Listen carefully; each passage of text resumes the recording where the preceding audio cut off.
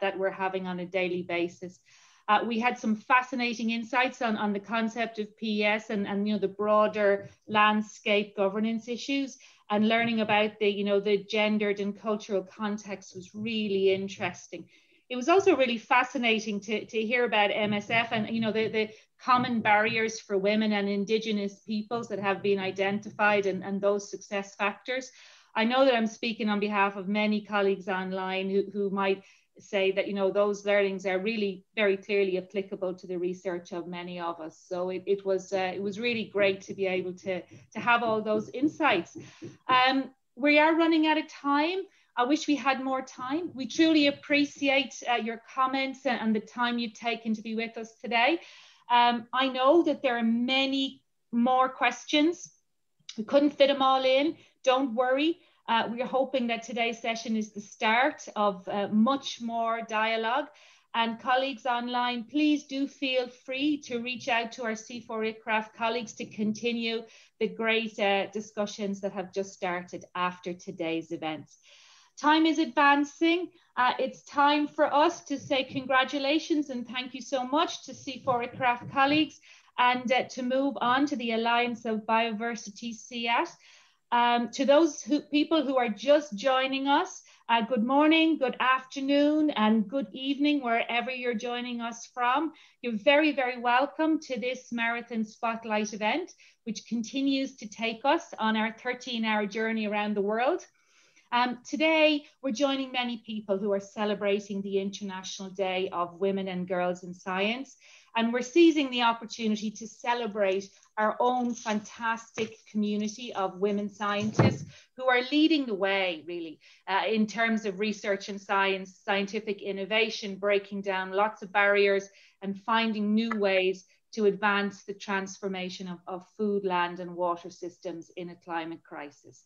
For those I haven't had the pleasure of meeting before, hello, my name is Fiona Farrell and I lead CGIR's function that works to advance gender equity, diversity and inclusion, or GDI for short. We in the GDI function just very recently celebrated our very first birthday. We were launched in January 2020 and we have a very clear mission, which is to work with leadership and management and staff across CGIR. And we're aiming for workplaces that are really truly inclusive and enabling for our over 10,000 people. Our goal is to ensure that diversity in all its dimensions is embraced and that everybody in our workforce is supported to reach their full potential. For us, the work that we're doing is not just the right thing to do, it's the smart thing to do, because we know that diversity can bring the different perspectives and the innovation we need to deliver on our critical mission. As you can see on the screen, the work of the GDI function is guided by CGIR's GDI framework and action plan. If you'd like to learn more about these important documents, what we do, our knowledge hub, our guides, our GDI matrix, which holds us accountable for the delivery on the goals that we've set, you can learn more by going to this webpage. And as we said, the details are up on the screen right now. Among the many initiatives that we've had the honor of supporting in 2020, one of them was the launch of a new employee-led resource group called WIRES, Women in Research and Science. And WIRES aims to bring together all those in our global community who are seeking to support our incredible women scientists, providing them with the supportive, safe space they need to meet and to learn and to grow. Today's event follows on closely from their official launch on the 21st of January. And today we're hoping to recognize the significant contributions of women scientists by showcasing a sample of their exciting and innovative work. As we continue on our 13-hour journey, we remind you of a few housekeeping rules. You can see them up on the screen right now. We invite you to please submit your questions and comments via the Q&A box. And please do feel free to reach out to Thomas if you have any technical difficulties. And we also invite you to take note of the contact details for WIRES on the right-hand side of this slide, and feel free to join us. It's now my great pleasure to welcome the speakers for our 8th Power Hour. Every time I say at the extra number. It's amazing how far we've come today. Our 8th Power Hour, which is being hosted by the Alliance of Bioversity CIAT. Handing over to you now, Simone. Thank you. Yeah, thank you, Fiona. I've been watching the last 3 hours, so I'm very excited. And the whole Alliance Bioversity International, CIAT, is thrilled to join this one-day event to celebrate our women scientists. We have 3 incredible speakers today, women scientists who drive change in Africa. And before I introduce them, I hand over to Andy Jarvis, who's our Associate Director General of Research and Innovation, for welcome. Over to you, Andy. Thanks a lot, Simone, and thanks, Fiona, for this opportunity. They say women have to work harder for to develop their careers in science and move through the ranks, and certainly I can attest that you're probably working harder today, Fiona, than anyone else across the CGIAR. Watching over this for 8 hours, this process. So I think WIRES is such a fantastic initiative, full support from our side, and it's a real pleasure to have this hour to share our thoughts on this and what's going on, and showcase some of the great science that's going on from some of our women. So, first of all, I'm abundantly clear of the irony of an event like this and having the welcome coming from a white male in power. And that's crystal clear to me. But I'm also crystal clear, it's abundantly clear to me of the responsibility that I hold in being in this position. And it's about creating an enabling environment for career development, and that's for everybody. Those of you who know me know that I like to use numbers and statistics to talk about things, and so reading some of the statistics about women and girls in science is quite astonishing. So 74% of girls report an interest in science and technology at the age of 14 to 17%. Yet only 30% of researchers are women. And so there's some things happening. There's a gap there, right? That's a problem. What is more fascinating is the difference between countries. So it shows the importance of enabling environment, right? In Myanmar, 85% of researchers are women. There, I think the men should be shouting for equal opportunity, right? But in Ethiopia, 13% are women. And so you have huge disparities here, and clearly an issue. You have, and I think most worrying, and this is really where I take it very seriously, is 57% of girls and young career women say they would have to work harder than a man to be successful in science and technology. And so that's really, for me, the crux of the problem. We have to bring those down. So this is about a fundamental right of equal opportunity. At the very base of this, it's about equal opportunity. And so we have to get the right enabling environment for women and girls to be successful in science and technology. So that's the first thing. But it's not just about equal opportunity. I see this as an issue of an actual opportunity for institutions, right?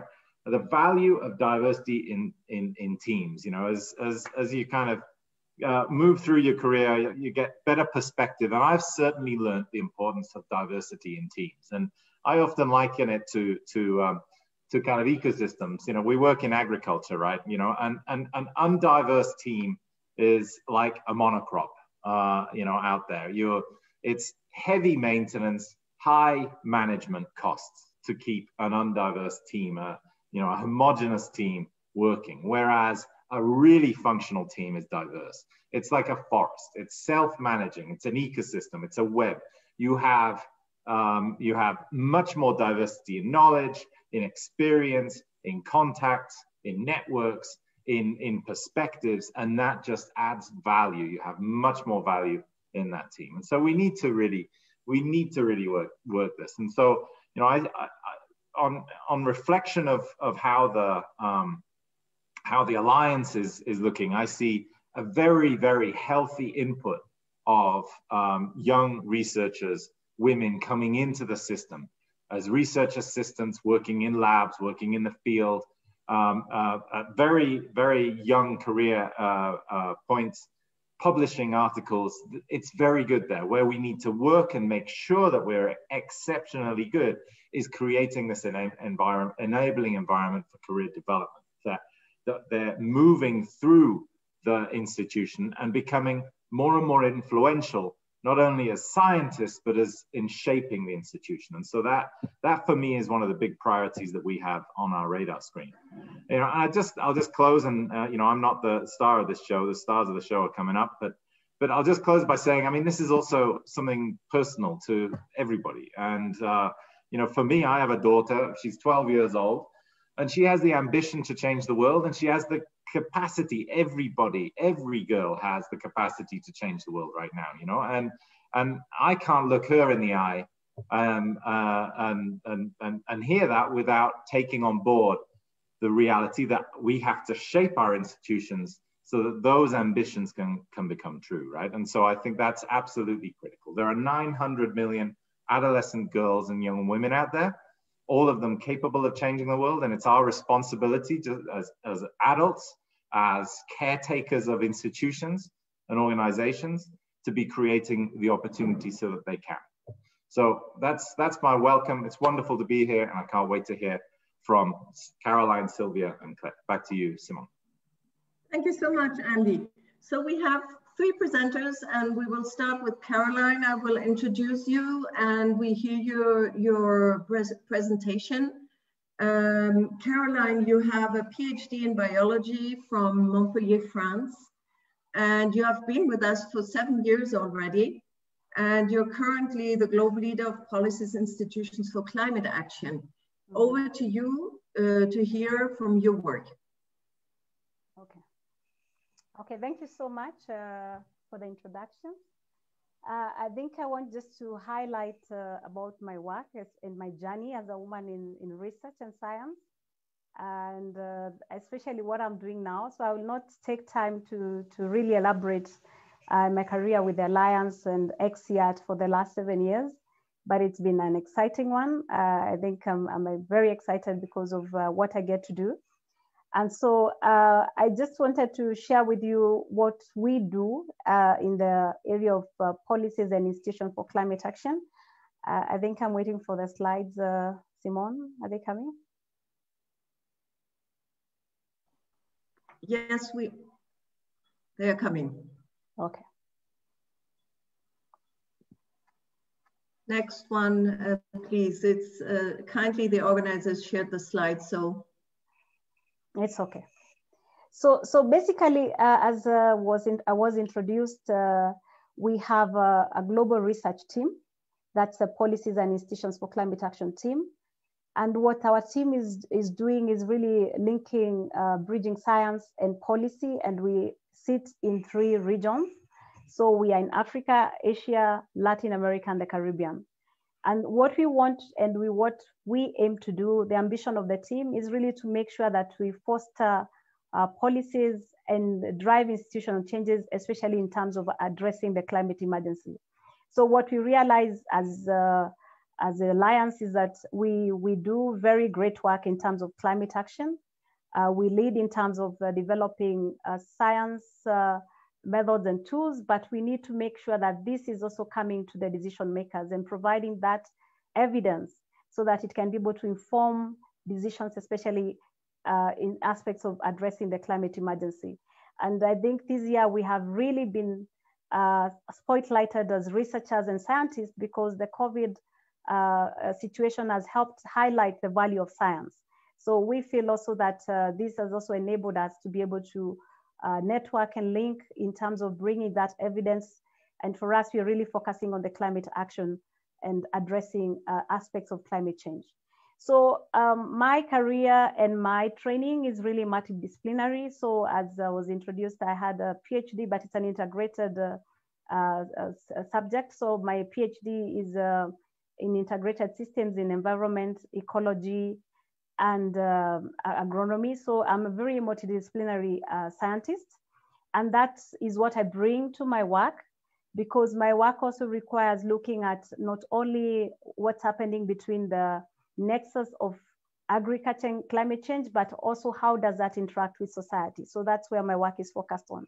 So it's really looking over the last years, the last 7 years with the Alliance, have been involved a lot in looking at aspects of climate risk and understanding what are some of the barriers also related to gender in terms of addressing and adapting to climate risk, and how can we really enhance resilience. So the aspect of gender has been a strong part of my work and focus of what I do, and also looking at some of the approaches that we can be able to also influence decisions that are made for investments, decisions that are being made in terms of what are the options that are being prioritized so that we can be able to enable to be able to transition to really resilient food systems.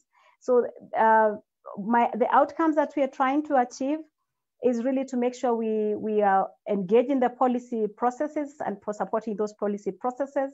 So we engage with several countries. Right now we are supporting 5 countries to be able to develop better adaptation plans, and also to be able to set ambitions in terms of low emission development. So that's really where we interface with policy, bringing the evidence to be able to help those countries be able to see how can they set more ambitious targets, what's a pathway that they need to achieve those targets, what's the investment that's required, what are some of the outcomes that are required, especially if you're looking at aspects of resilience and sustainability. So that also doesn't preclude what we need to do as scientists, which is our work in publishing, making sure we have high impact journals and that our work is being used and cited by several users. So that also remains a core part of what we do. So if I can go to the next slide, then I want to talk about how my journey has been, because I think the spotlight today was really looking at why we chose the careers that we have chosen.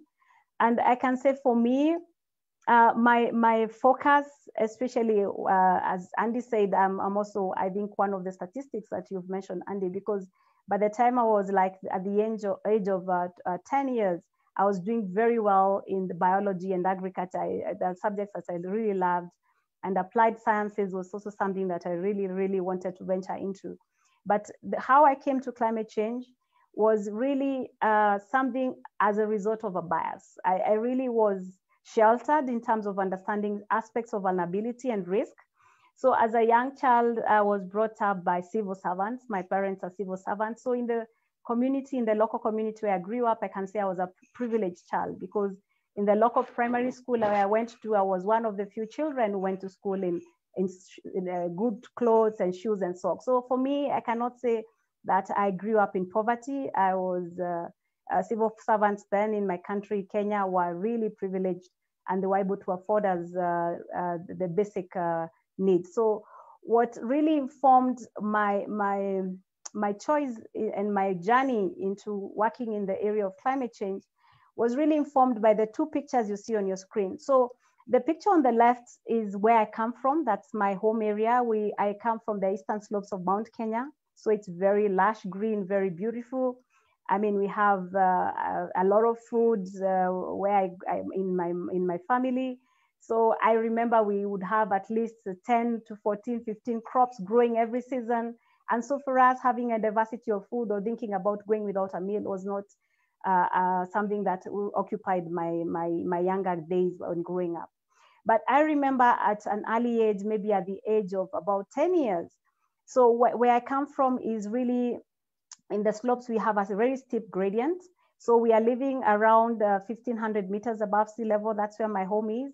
But the area, the old eastern slopes, have the gradient within a distance of about 60 kilometers. You go from a humid environment where we are growing coffee and tea. So, and we go to a semi-arid environment. So the picture on the right is really the bottom of that area. So we have neighbors living 60 kilometers away from us who are in really semi-arid environments. And I remember one time in the late 80s, seeing farming and people coming to borrow food from us, because for us, we were in the higher altitude, so we were more privileged. We didn't experience a lot of loss in terms of yield, even in bad season. And also we had opportunities to be able to store food from one season to the other. And for me, that is the image that really, really drove my concern in terms of why do we have people who they were looking very miserable, they were hungry. I could see a pain, hunger. For me, that image is what sticks to my mind. And so what I've been seeking to do is to look at how can this be changed for these communities? The communities faced by risk and vulnerability, especially from climate change. That for me was an isolated case in the late 80s, but now is a very common case. We have drought at least once every 3 years in my country and most of the Eastern African countries, and even it's not also unique to us.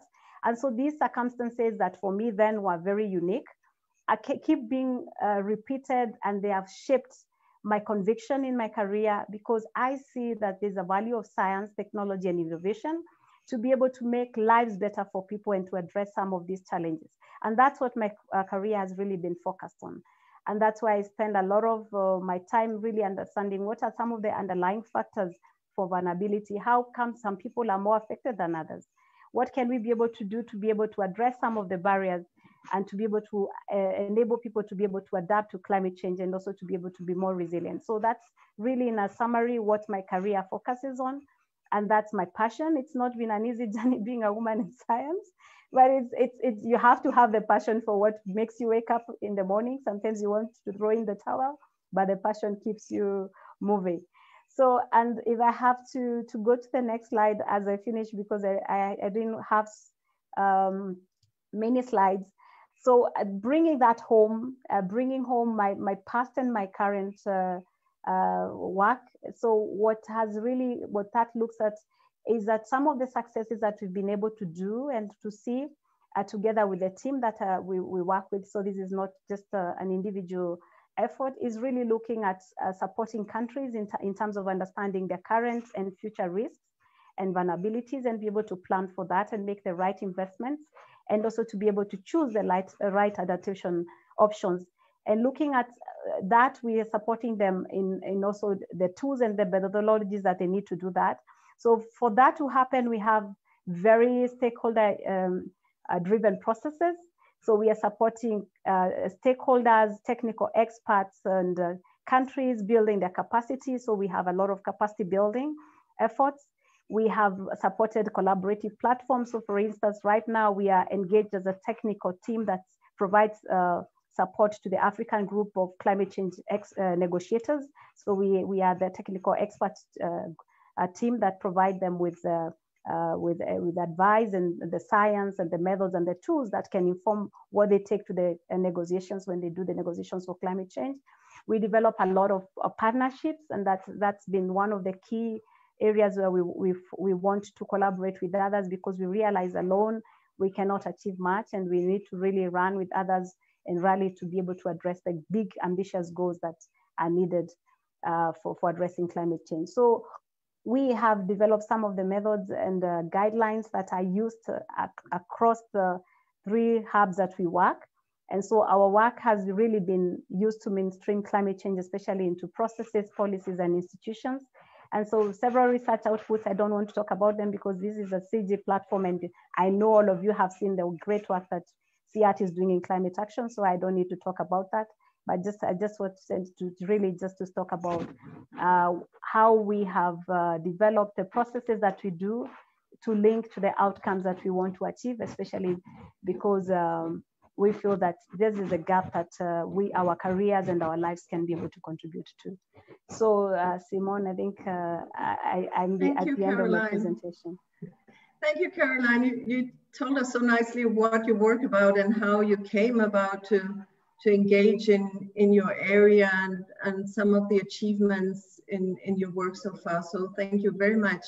I will hand over to Sylvia. Sylvia Nyaveda, you hold a PhD in geoscience from the University of Hamburg in Germany, and you are a postdoctoral researcher and working with our multifunctional landscapes team with the Alliance for almost 4 years now, and you're a crop and soil carbon modeler. So we are looking really forward to know about your work, and go ahead.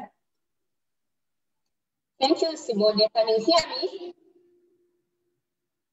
Yes, we can hear you. Okay, so then I'll request to go to my slide.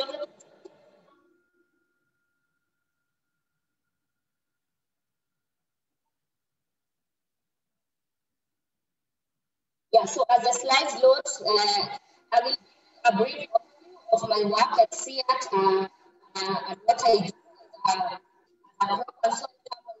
but also on the aspect of soils.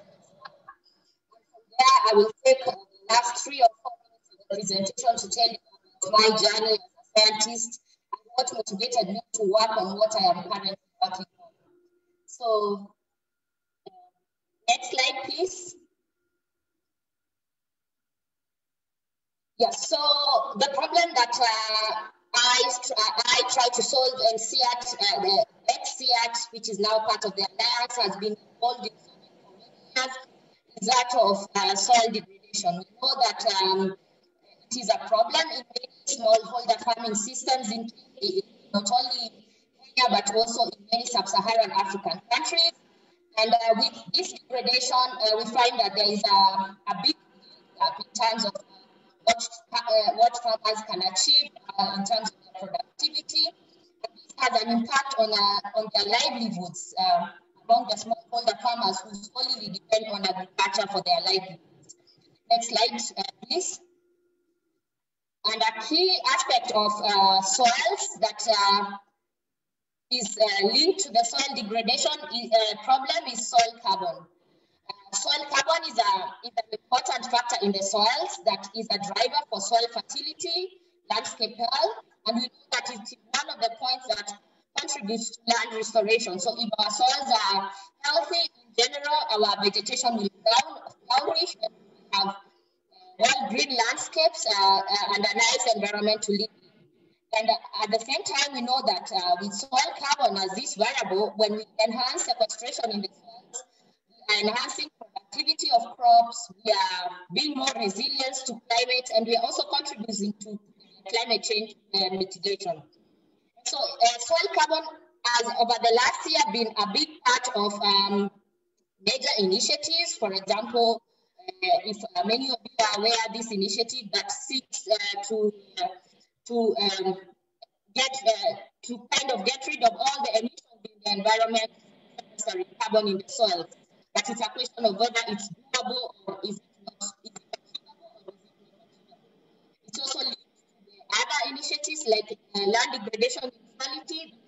We have zero land degradation within the continent of Africa and other countries involved in this initiative. And so when we look at soil carbon, mainly we are looking at an aspect that is really key to achieving the sustainable development goals. Next slide, please. Within the Alliance and at CIAT in general, we have been involved in a lot of activities related to solving this problem of land degradation and also the poor productivity of our soils resulting from the overusing or over-cultivation of these soils, continuous cultivation with no inputs. And among the key aspects we do is to introduce new technologies linked to conservation agriculture, intercropping versus crop rotation in different cropping systems in Africa, and also promoting other practices like integrated soil fertility management that include manure management and also fertilizer application. And from this, we have different projects where we engage farmers in these practices, and also run different experiments to kind of quantify what is the impact of these practices, and looking at into the long-term journey of the soils in terms of how they are evolving and also in terms of productivity. We are able to come up with recommendations to farmers and also to other stakeholders involved in these aspects of soils in order to inform them of some of the practices that may be able to work in different regions. Next slide, please. But then now when we look into these practices, there are key questions that we as scientists are always interested in answering. And one of them being what happens when a farmer is changing from one practice to another.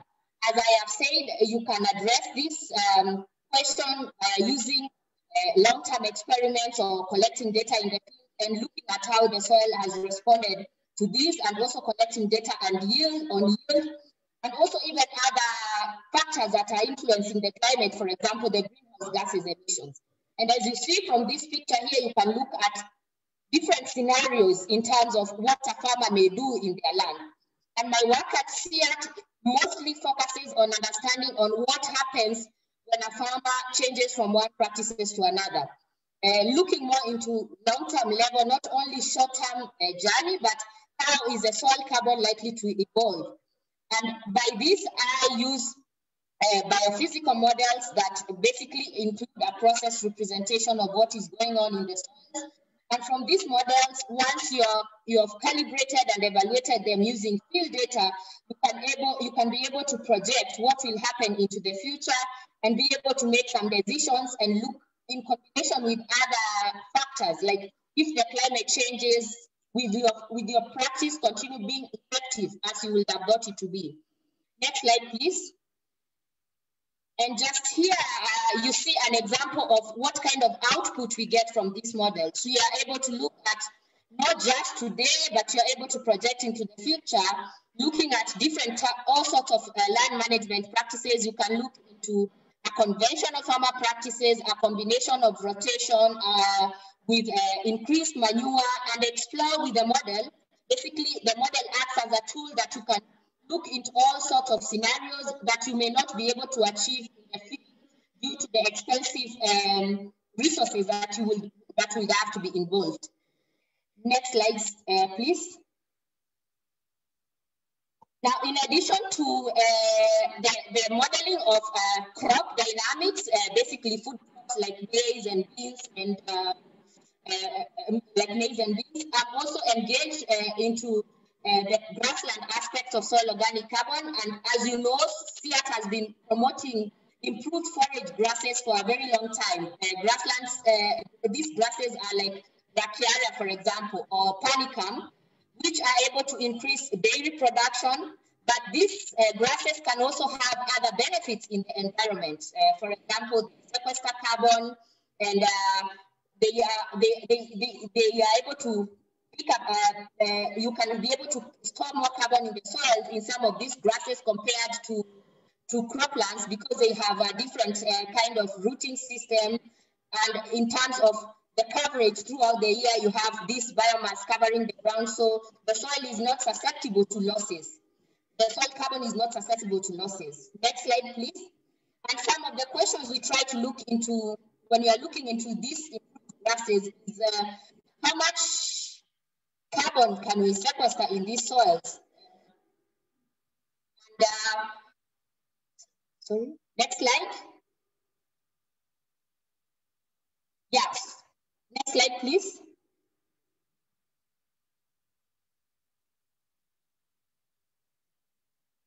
Yeah, so just comparing this, the soil carbon in this grassland species versus what you will expect in cropland system, in order to derive some key messages that can also be able to inform or govern policies on soil carbon interventions. Well, I'd like to finish with some other aspect of recent work that I'm currently involved in, which is more focusing on soils that have been thought not to be productive for a very long time, and farmers have always given up on these soils, and that is, I'm talking about sandy soils.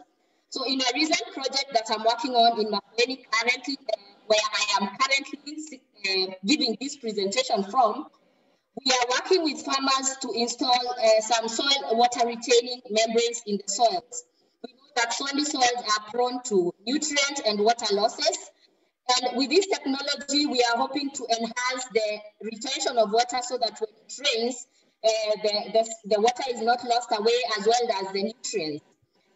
And we are also developing a business case for this technology in order to assess in terms of what are the costs involved in implementing these membranes, and what are the returns that farmers can be able to get in order to target investments in restoring these degraded landscapes of sandy soils. And just as a result of some of this work from the first planting season, in the next slide, you see a case of maize growing in a plot that does not have these membranes.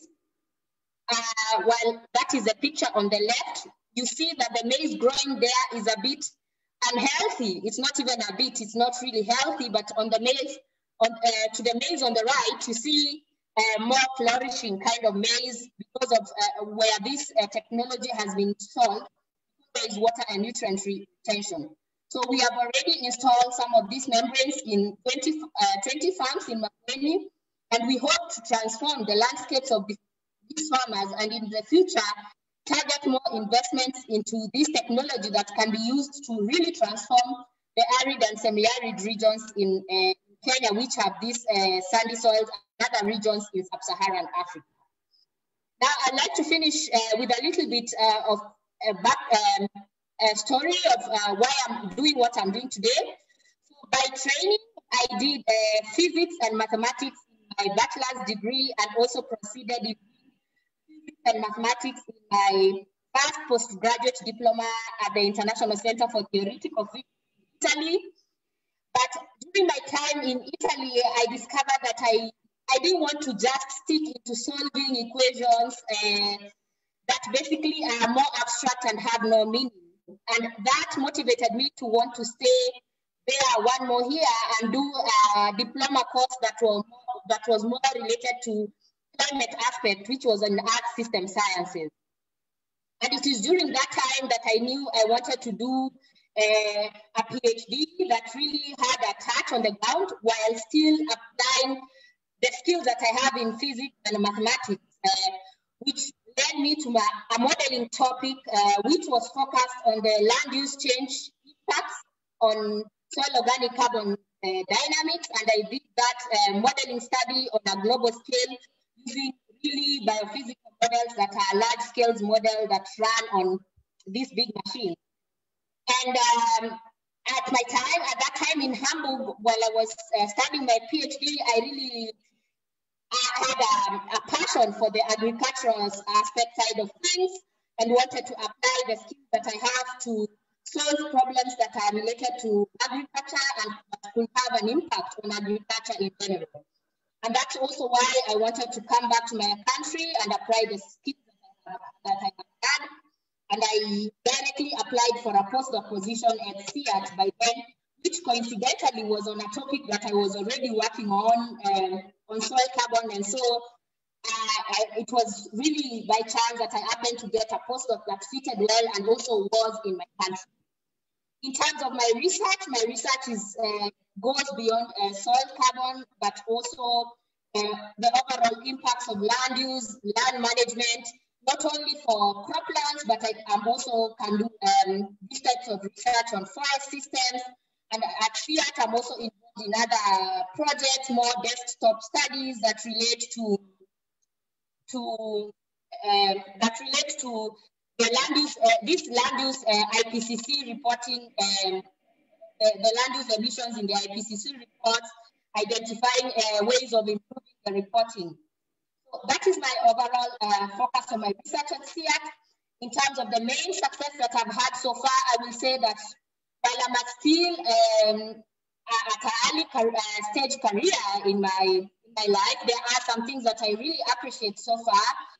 Among them, the opportunity of working in the CGIAR and being to have a direct link of working with farmers, impacting lives of farmers, as we can see already from this project that I'm working on sandy soils.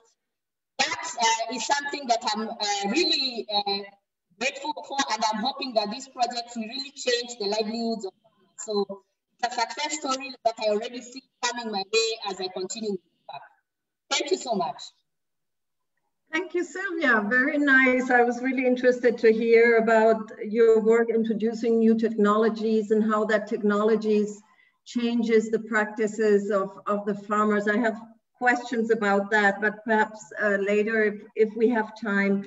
Also, it was really interesting to hear about your work on grasslands and water retention, and moreover your journey from hardcore mathematics to what you consider an impactful work in agriculture. Thank you very much. We will hand over to Claire Mukankusi. You hold a PhD in plant breeding of South Africa, and you started to work with CIAT already a while ago. I think it must be around 2003 as a research assistant, and now you're a star bean breeder at CIAT, a senior scientist and the global leader for common bean breeding. Over to you, and we look forward to your talk.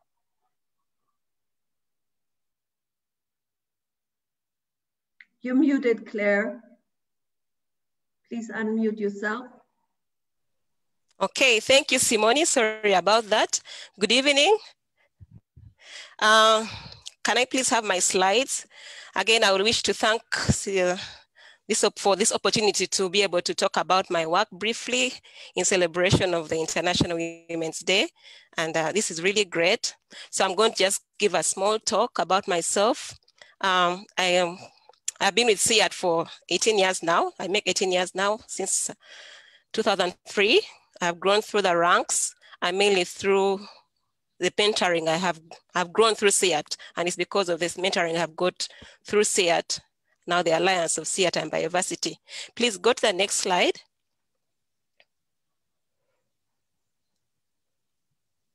So I joined CIAT as a research assistant plant pathology, but then I was able to do my PhD while working with CIAT to do plant breeding at the University of KwaZulu-Natal in South Africa and at the African Center for Crop Improvement Program.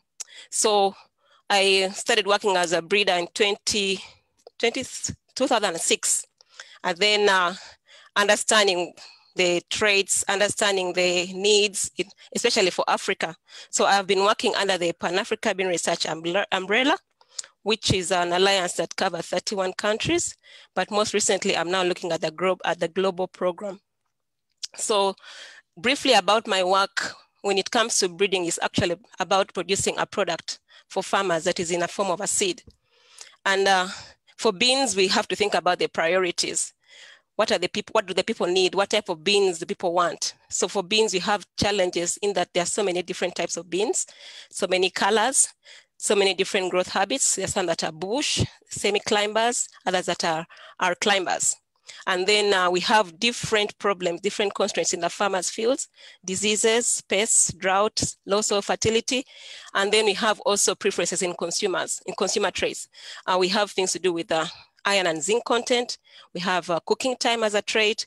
We have canning quality. We have several other consumer traits, and we continually identify new traits as we move into unchanneled markets. So we always have to keep abreast with what the market is demanding and try and prioritize what we are able to do as breeders based on the genetics of the different traits, but also on the feasibility and the cost of different traits. So this picture just shows you some of the examples of the different types of beans that are demanded in Africa as well as in Latin America. Let's go to the next slide.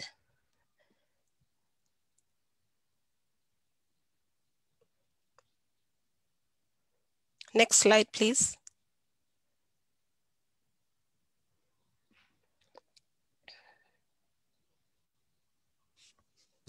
Okay, so for us to be able to be very targeted, please go back the previous slide.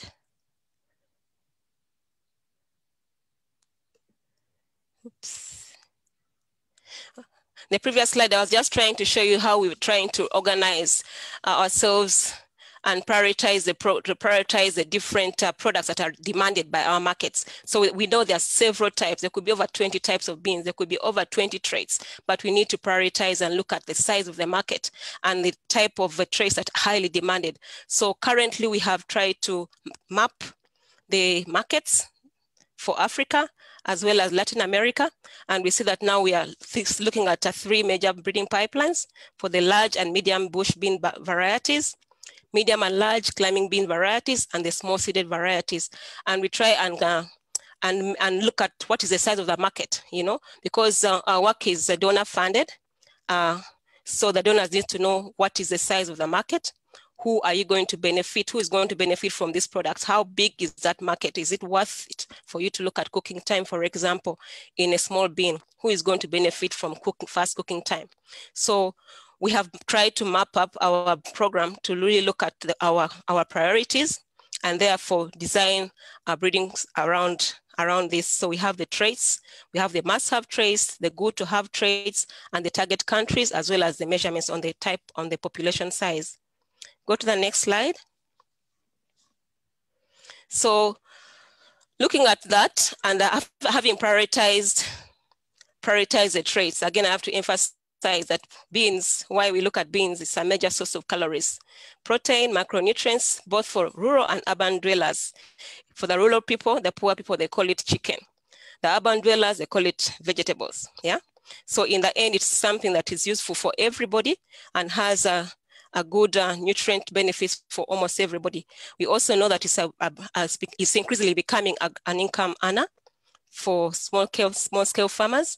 And we are actually emphasizing the market part of the beans to see that actually small-scale farmers are able to have a good income from beans by moving into untackled markets. What are those type of markets that can actually earn farmers more money? What are those export markets, the international markets? What type of trades do they demand?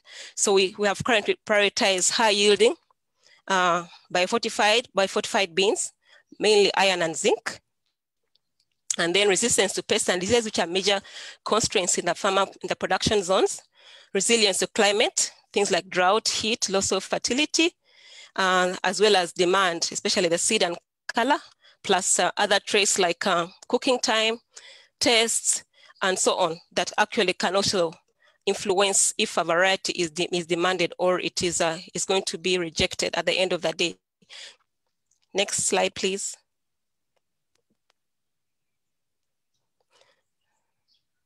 So how do we do this?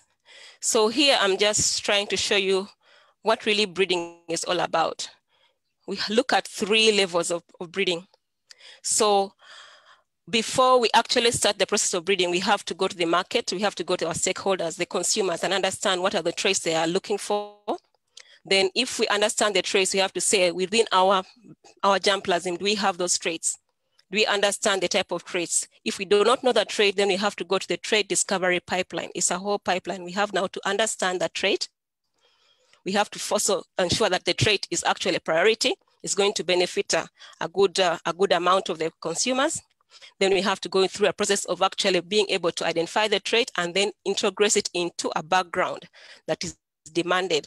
So we go into the next level, which is a trait deployment, where we ensure that now we have the trait in the background required. In this case, we may say the background is a seed color.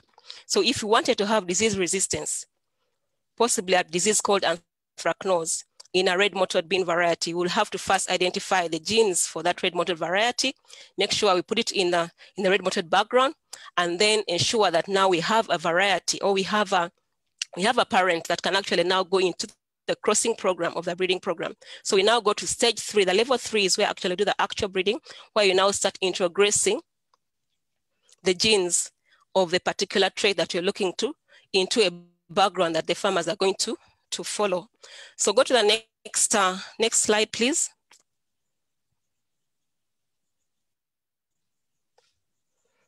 So the next slide is the breeding that I've been talking about, the last level of breeding. So stage 0, which I'm showing here, is a repetition. It's the stage 0 is where you define the type of traits. So that stage 0 is actually a stage where you actually do the trait discovery, you do the trait deployment and all that. But after you have now you've accepted the product profile, we have something that we call a product profile. A product profile is something that could be like, I could call it a description of the variety they're trying to develop. It should have all the properties that a variety will be accepted. So it describes the type of variety. So it will talk about the type of yield you want to have, the type of disease resistance you would like to have, the type of canning quality if it's a demanded trait, the type of abiotic stress, and so on. So it describes the type of variety that the farmer would like to have at the end of the day. So the breeders have to look at this profile and accept and say this is something we can actually develop. Once they accept that profile, then they go into the breeding process. So once they are able, the breeding process involves crossing. Crossing means actually making matings between different parents so that you can produce children. Let me call them children in this case, but they are called progeny in the breeding language. So you develop children from whom you select the ones that have the profile. They have the profile that is going to be acceptable. So at the end of the day, you have now materials that go into the breeders into the fields to be tested, to check that it fits the product profile. So they go into a process of testing until a stage where they go to the farmers, and the farmers look at the traits, look at the varieties that have come out, and also make their own selection. Remember, you should have involved the farmers at the stage 0 so that you know the traits they are going to demand. Because if you don't do that, you reach at the stage 4 and the varieties actually is rejected at that stage. So we go through a process of testing on farm. And then finally, once we have a variety that is acceptable, we can now release it and then go into product commercialization. And finally, it reaches the table. And people can now consume and benefit from all the process that the breeders have gone through. So go to the next slide.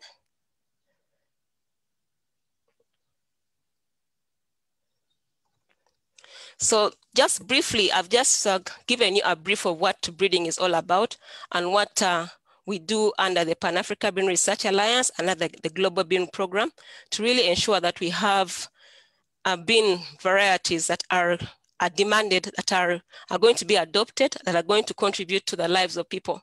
So that is a simple way I have presented it for everybody to understand the process, but a lot more goes into that. So what attracted me to this type of research? So from the beginning, as a child, I used to love science. I used to love living things. I used to want to discover. I would cut frogs or do anything, at least wanted to know what goes on behind, what causes this, why, so asking those questions, why, and then trying to discover. And I also wanted to have a purpose. So I had an option to do different things, but I wanted to do science because it could answer certain questions. But at the same time, I also, from the beginning, when I joined university, I was at Makerere University in Uganda. I used to read about the CGIAR, I used to read about CIAT, IITA, and I admired the CGIAR. So like to me, when I joined CIAT, it was something that I had wanted for a long time and actually wanted breeding because breeding had something that they developed. It was like a nice process. There was a lot of science that was being done in there and I love to do science. So that's why I actually chose this, or it chose me, I don't know, but that's why and I have a passion for breeding. And another thing that maybe why my passion has not faded over the time, my passion has actually grown stronger over the years, is because I have seen how breeding has a direct response to food, nutrition, and incomes. I have seen people who have benefited from beans. I've seen people who have made a difference in their lives out of the beans that have been developed. And so I know my work contributes directly in a way to alleviating hunger, malnutrition, poverty, especially for the low-income earners and rural populations. I know that beans in particular are a dietary protein, a source of protein for people who don't have them, for people who can't afford meat or eggs and so on. But at the same time, you also know that of late, even the wealthier urban dwellers are looking at beans as a healthy option. Now looking at iron and zinc that now we are developing Bioversity beans, we are also seeing that we're able to address anemia, which is a big issue. And also we know that beans are a commercial crop. They are now international markets. Most of the African countries, not most of them, but a few of the African countries are now exporting beans, and they're actually seeing a change and seeing beans go onto the agenda of the country. Next slide.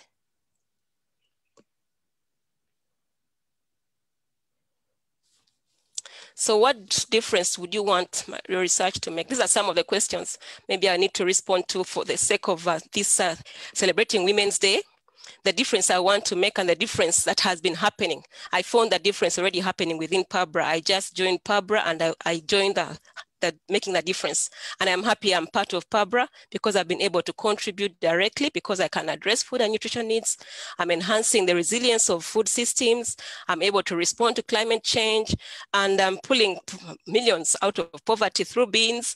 And I think this is what the CG wants to do. And I think through beans, I'm contributing directly to the CG goals. Next slide.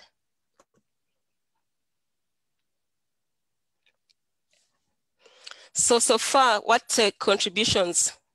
So to me, as in Kawanda, I have been coordinating.